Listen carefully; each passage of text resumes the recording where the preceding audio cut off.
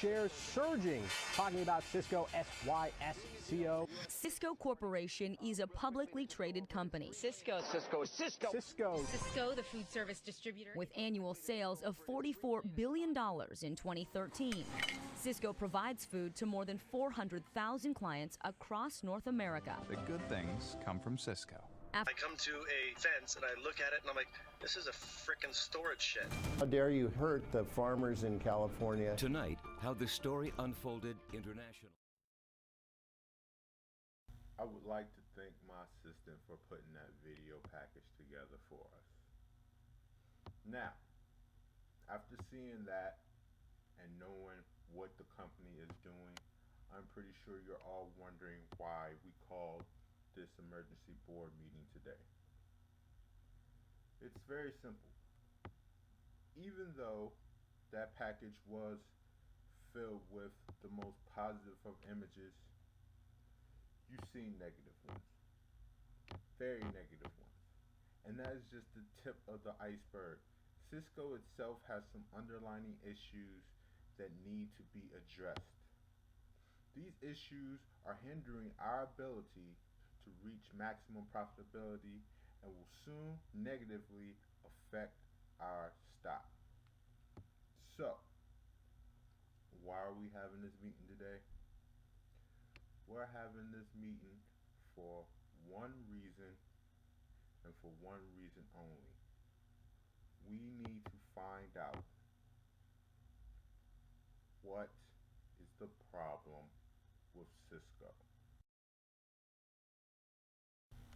My colleague Rodrigo will now begin this meeting.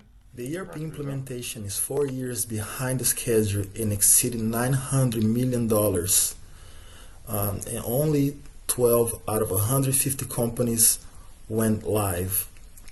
The other issue is the economy of scale.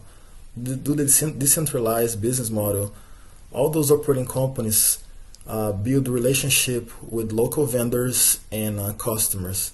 So, one example, as total, Sysco bought 100 different brands of cheese.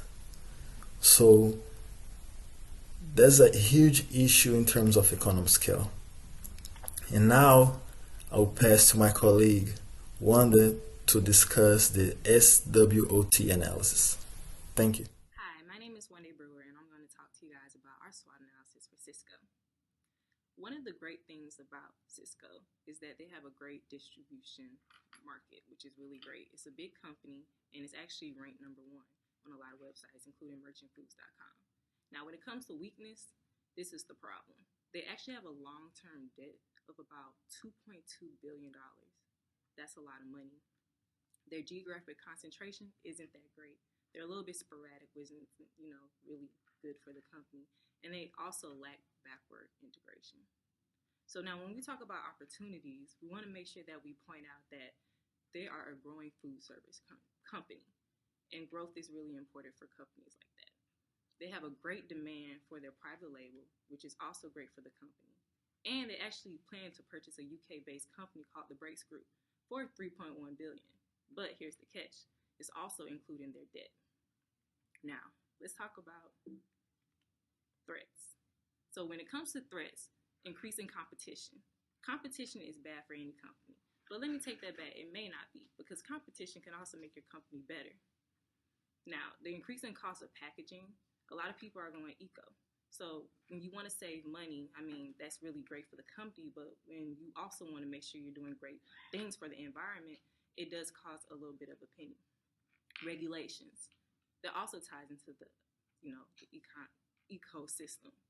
You want to make sure that when you're making things that are for the products, that it doesn't hurt the environment. And with the growing interest in people wanting to, make sure that the environment is okay, that comes with more regulations. Shift to people trying to be vegan or vegetarian. This is another thing. When it comes to these things, a lot of people don't want things that have, salt or things that aren't natural. That's another growing worry about companies nowadays. So with that being said, that'll be the SWOT analysis for Sysco. Hello, my name is Tamara Gillard, and I will be touching briefly on the competition of Sysco Corporation. So in a relatively stable market, Sysco Corporation dominates the food distribution industry. Even though Sysco dominates U.S. foods, they are a major competitor for Sysco. U.S. Foods and Sysco were actually set to merge a few years back, but the deal actually fell through due to a judge's recommendation.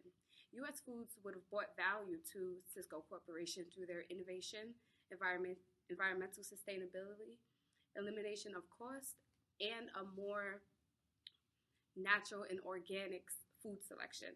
Though the merge failed, Sysco could still strengthen those areas to increase their competitive advantage in the industry. After analyzing the company, the best way to do this would be to merge with a smaller school distribution company. Investing in an environmentally stable, organic company will cover both of those incompetencies at a lower cost. It would also free up money to invest in the company's innovation without even having to lay off employees. Sysco dominates with highly effective supply chain as well as a diversified product base. These improvements will put us in a league of our own, leaving Sysco's competition in the shadows. Thank you. Hello, my name is Jupiter Howard, and I'm here to speak to you today about the competitive advantages of Sysco Foods. The competitive advantage is their sheer size. They're located in multiple areas in the United States as well as Canada. And with that, their economic scale, it's similar to that of Walmart in terms of they can buy things at a cheaper price and also sell it at a cheaper price than any other independent food distributor. Unfortunately, though, their economics of scale is actually becoming more of a disadvantage than an actual advantage. Because of this, they're becoming real decentralized. It's a lot of different moving parts, so to speak, in terms of certain sections are only friends with certain people instead of it being a company-wide thing. It's more scattered parts. So with that being said, most likely what we will have to do would be said in the recommendations by my colleague, Daryl. Three things that are important. We need to try to improve our customer experience and have a production plan in place to try to reduce some of the workforce by 2% and also have an aggressive approach as far as increasing our operating income. One way that we can try to retool our customer service base is try to improve or refocus on our technology. As we know, our technology efforts going forward will be increasing to the direct toward developing customer-facing tools and systems that will add value to our customers' overall business experience with Sysco. Additionally, we will continue to develop integrated systems that enable the use of shared services across the enterprise. Now, how we plan to increase our operating income? We're going to try to increase our sales. We're also going to have a gross profit increase. We're going to do our gross margin. We're going to increase that. And also, what we want to do by doing that is kind of raise our value in our actual market shares. Also, what we need to do is reduce workforce to become more efficient. We want to take it seriously, and any decision that impacts our associates, but the essential step toward becoming a more efficient organization. This action will allow us to position to compete more effectively in markets we service while continuing to invest in our business, grow our dividend, make strategic acquisitions, and repurchase shares.